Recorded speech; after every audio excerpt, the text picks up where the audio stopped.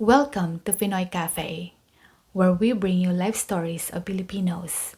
Hello everyone, and it's time for a new story by Pinoy Cafe. Ang istoryang itatampok po ngayon ay inspirasyon mula sa isang ginang na nabuntis noong siya ay nasa high school at napilitan siyang ipaampon ito. Magkita kaya silang mag-ina? Simulan na po natin ang kwento. Namatay ang aking ina habang ipinapanganak niya ako at iniwanan ako ng aking ama noong ako'y nasa elementarya pa lamang. Lumisan siya kasama ang kanyang babae na mayroong sariling anak sapagkat ayaw niyang makasama ako sa iisang tahanan. Kaya naman ako ay tumira sa aking mga tiyahin.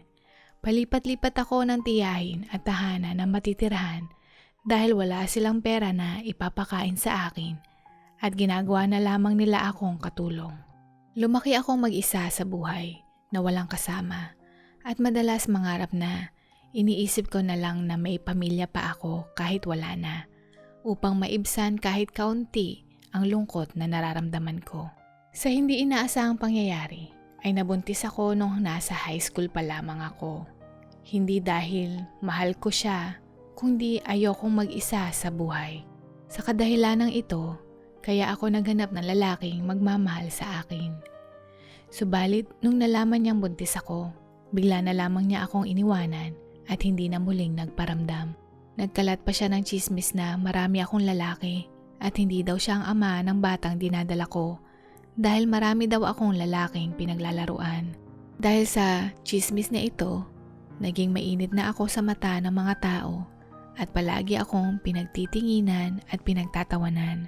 Maging ang aking guro ay tinatrato akong parang hindi estudyante at pinaparamdam niyang hindi ako nababagay sa eskwelahan. Dahil sa pangyayaring ito, hindi ko na kinaya pa at tumigil na ako sa aking pag-aaral. Nung panahong buntis ako, naninirahan ako sa aking tiyuhin at tiyahin. Alam kong kapag nalaman nilang buntis ako, ay sobrang magagalit sila sa akin, kaya naisip kong itago muna ito nung una. Kaya lang, dahil lumalaki na ang aking tiyan, ay hindi ko na maitatago pa ito at natuklasan din nila ang aking lihim. Nung nalaman nila ito, nagsalita ang isa kong tiyahin ng, "Ano ka ba? Nagtatrabaho ka ba sa bar? Pinapakain ka namin at binibihisan upang makapag-aral ka tapos magbubuntis ka lang pala?" Sinabi niya pa sa akin na mayroon akong dalawang pagpipilian. Una, aalis ako ng bahay. Pangalawa, pag ipinanganak ko na ang aking anak, ay ipapaampon daw ito. Dagdag niya pa, nahirap daw siyang pakainin ako at tiyak na hindi niya aalagaan ang aking magiging anak. Wala akong magagawa dahil masyado pa akong bata para buhayin ang aking anak. Kaya nung dumating ang araw na ako ay nanganak, ay iniwan ko ang aking sanggol sa harap ng isang napakagandang malaking bahay na nakita ko sa amin malapit sa kalapit bayan. Iyong bahay na iyon ay pinakamalaki sa tingin ko at naisip kong maaalagaan nila ang anak ko ng mabuti.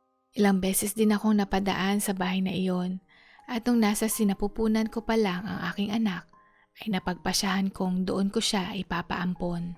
Pagkatapos kong iwan ang aking anak sa bahay na iyon, hindi ko na mapigilan ang pagpatak ng aking mga luha kaya't umiiyak ako kahit na magang-maga pa ang aking mga mata. Kakaiyak mga 2 araw na bago ko iwanan ang sanggol sa bahay na iyon. Nagpatuloy ako sa aking pag-aaral. Ngunit tila ba kahit anong pilit ko ay hindi pumapasok sa aking isipan ang mga itinuturo ng aking mga guro. Nakaupo lang ako at palaging tulala doon na parang isang batong walang malay. Ilang buwan na ang lumipas at hindi ko na kinaya ang pagpipigil na hindi ko makita ang aking anak. Gustong-gusto ko na talaga siyang masilayan. Kahit sa tuwing nakapikit ako ay palagi ko siyang nakikita at tila ba ay para na akong nababaliw. Kaya't dali-dali akong nagtungo sa malaking bahay. Nais ko siyang matanaw kahit panandalian lamang ay masaya na ako. At nung makarating na ako, sumisilip ako sa may gate ng bahay at nakita kong palabas ang mag-asawang nasa edad na mahigit ng 50. Ngumiti sila sa akin at tinanong ako kung bakit ako nasa labas ng bahay. Hindi ko alam kung anong sasabihin ko, kaya napasabi ako bigla ng, Hello ma'am, sir. Naghahanap po kasi ako ng trabaho. Hindi ako makapaniwala sa sinagot nila na naghahanap daw sila ng isang yaya at pinatuloy pa nila ako sa bahay nila. Ipinakita nila sa akin ang isang sanggol at ipinabuhat pa ito sa akin. At nung hiniga ko siya sa aking braso, tumingin siya sa akin at biglang ngumisi. Bigla akong naging emosyonal at hindi ko na mapigilang tumangis. Hindi ko maipaliwanag ang kasiyahan na nararamdaman ko noong mga oras na bitbit ko na ang aking mahal na anak. Pagkatapos kong umiyak ay nilaro at kinausap ko ito. Humanga ang mag-asawa dahil naging maingat ako sa pagbuhat at komportable ang hawak ko sa sanggol at napapatawa ko pa ito. Dahil dito ay agad nila akong inalok ng trabaho.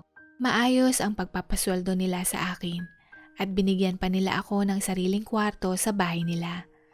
Isang bagay na hindi ko pa nararanasan sa buong buhay ko. At nagsimula na nga akong magtrabaho.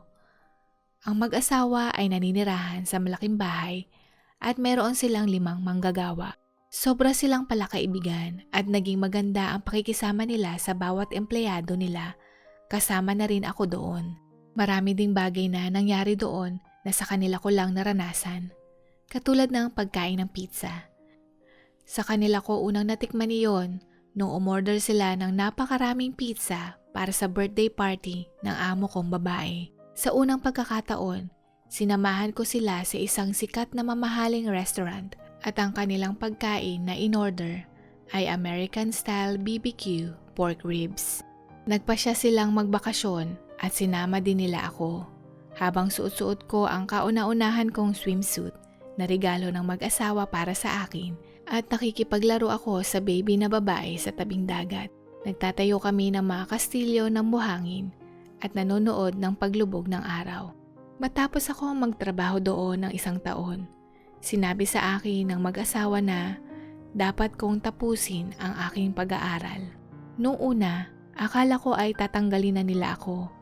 Pero ang gusto pala nila ay makapagtapos ako ng pag-aaral at magtrabaho pa rin sa kanila.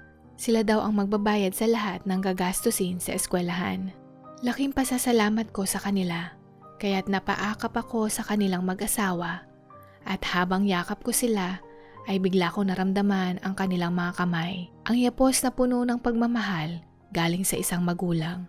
At noong mga oras na iyon, ay ayokong mawala sila sa buhay ko. Sobrang ganda ng bawat araw na ginugugol ko sa kanilang tahanan at natutunghayan ko ang paglaki ng aking anak bilang isang malusog at mabuting bata. Natatandaan ko nung unang pagkakataon na binigkas niya ang salitang Mama habang nakatingin siya sa akin. Labis na tuwa ang nararamdaman ko at medyo nahiya ako para sa mag-asawa. Kaya naman inilihim ko ito dahil baka masaktan sila. At naghintay ako hanggang sa muling sinabi ng baby na Mama sa asawang babae. At sinabi niya, "Oh wow!" First word niya ang salitang mama. Kakatuwa naman. Araw-araw, siya ay lumalaki at nagsimulang dumami ang mga salitang kaya niyang sabihin. Sa tuwing tinatawag niyang mama at dada ang matandang mag-asawa, hindi ko maiwasang makaramdam ng may kirot sa aking puso. At bagamat nalulungkot ako, ay pinipilit ko na lamang ngumiti sa harapan nila.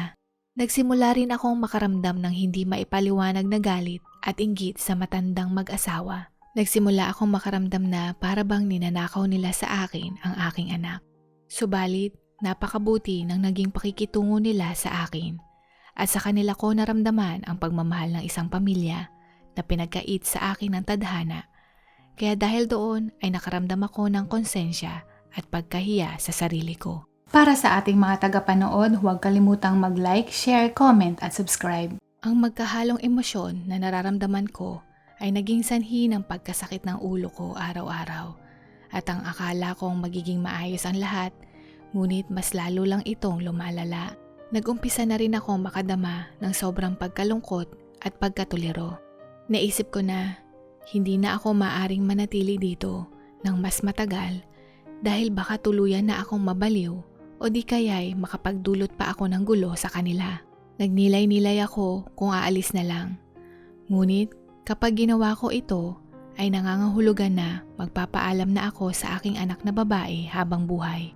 Kung aaminin ko sa mag-asawa na ako ang ina ng bata, pero sigurado ako na magagalit sa akin ang mag-asawa at baka iisipin nila na niloloko at sinasamantala ko sila sa loob ng kanilang sariling pamamahay.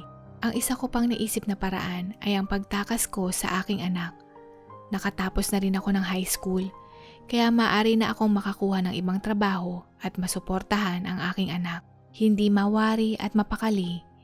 Matapos kong bulayin ito ng ilang buwan, sa wakas, napagdesisyonan ko na ako'y tumakas kasama ng aking anak. Kaya nag-ipon ako ng mas maraming pera hanggat sa makakaya ko at nagsimulang magplano ng palihim. Dumating ang araw na sa tingin ko sapat na ang perang iyon para makapagsimula at maisakatuparan ang aking plano. Ang bala ko ay lilisanin namin ng anak ko ang lugar na ito bago pa man sumikat ang araw, nang sa gayon ang mga tao sa bahay ay natutulog pa. Kaya't gising ako buong gabi dahil sa naghahalong kaba, takot at gulumihan at hindi ako makatulog sa binabala kong gawin. Noong oras na pinaghalo ang gabi at araw, bago pa tuluyang sumikat ang araw, ay tahimik akong lumabas ng bahay.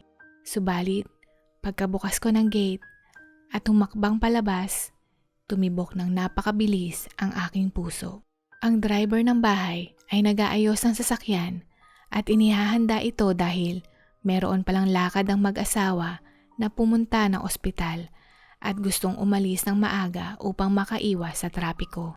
Nakita kami ng driver at agad niyang napansin na may mali dahil bitbit ko ang batang babae, pati na rin ang dalawang malalaking bag. Sinabi niya sa akin na bumalik sa loob at tinulak niya ako papasok ng bahay. Sa sobrang bilis ng puso ko, halos hindi na ako makahinga. Dahil alam kong ito na din ang huling araw na makikita at mayayakap ko ang aking anak. Sa kadahilanang nabisto ang aking balak, 100% ako na ang mag-asawa ay magagalit at ako ay palalayasin. Hindi ko magawang kumilos o humakbang man lang. Hindi ko na rin napigilan ang pagpatak ng aking mga luha. Hanggang sa lumabas ang mag-asawa at nasaksihan nila ang senaryo ko kasama ang batang babae at katabi ang dalawang malaking bag. Inaasahan ko na magagalit sila at sisigawan nila ako. Ngunit kabaliktaran ito at tila ba mas malungkot sila kaysa magalit. Marahil na rin ay binigo ko sila at binaliwala ko ang tiwala at kabaitan na ipinagkaloob nila sa akin. Hindi ko na alam ang susunod na mangyayari kaya hindi ko na napigilan ang pag-agos ng aking mga luha. At sinimulan kong lumuhod at taos-puso akong humihingi ng kapatawaran. Sa isip-isip ko, wala akong ideya kung ano ang sasabihin. Para sa kanila ay hindi ako marunong tumanaw ng pasasalamat at aagawin ko pa ang kanilang anak. Hindi ko na malaya na nakaluhod ako habang karga-karga ang bata. At sinubukan kong ibigay sa kanila ang bata, subalit sinabi nila na hawakan ko lang ito at inaya nila akong pumasok muna sa loob ng bahay. Pinaupo nila ako sa sala at sinabing tumahan ako dahil maaring hindi ko maintindihan ang kanilang sasabihin. Sinusubukan kong tumigil ngunit patuloy pa rin ang aking pagtangis. Makaraan ng ilang minuto habang sila ay nakatitig sa akin, napansin kong nagbuntong hininga ang asawang babae at nagsimulang magsalita ng alam namin. At nakita ko ang konting ngiti habang pinupunasan ang kanilang mga mata. Wala akong ideya kung ano ang ibig sabihin nila. Kaya't hinintay ko silang tapusin ang kanilang sasabihin. Ipinaliwanag nila na alam nila ang tungkol sa akin kahit bago pa ako dumating sa bahay nila upang magtrabaho bilang yaya. Noong araw na iniwan ko ang sanggol sa bahay nila, ay nakita ng isa sa kasambahay nila ang mukha ko. Pagkatapos ay pinagtatanong at pinaghahanap ng mag-asawa sa mga tao ang pagkakakilanlan ko.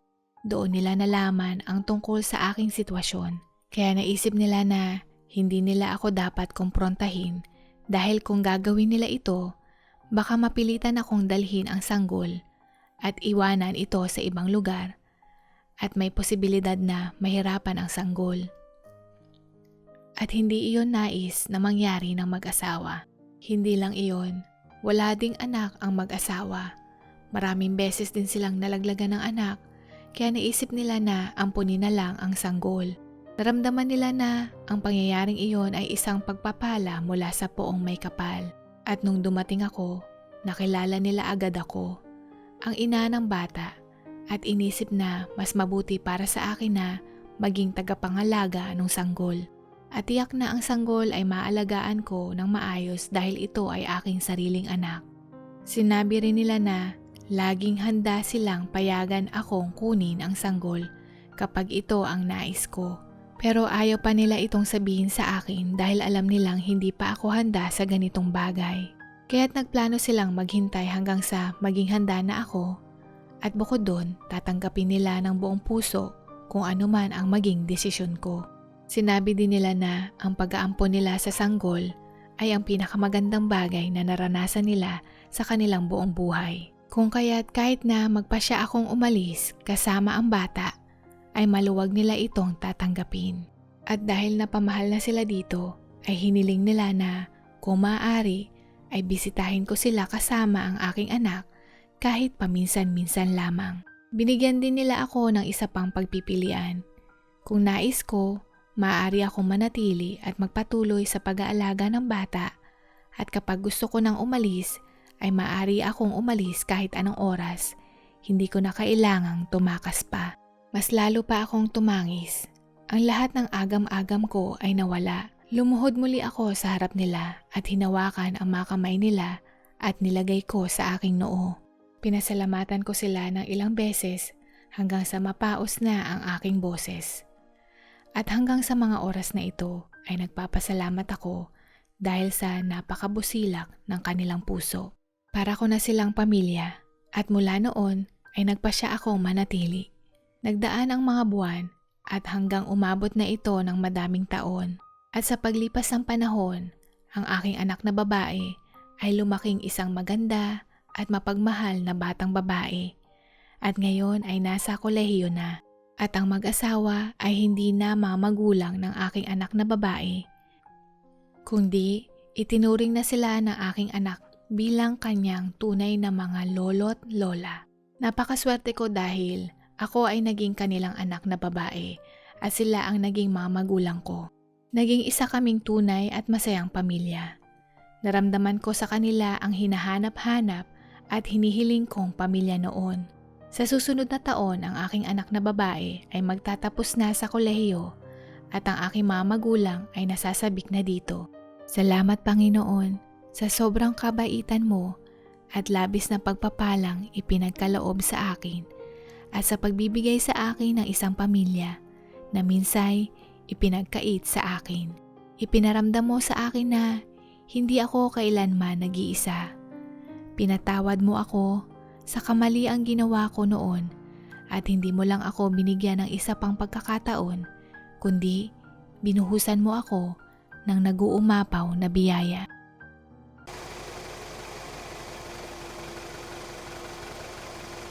If you like the story, please give it a thumbs up and hit the subscribe button for more. Thank you.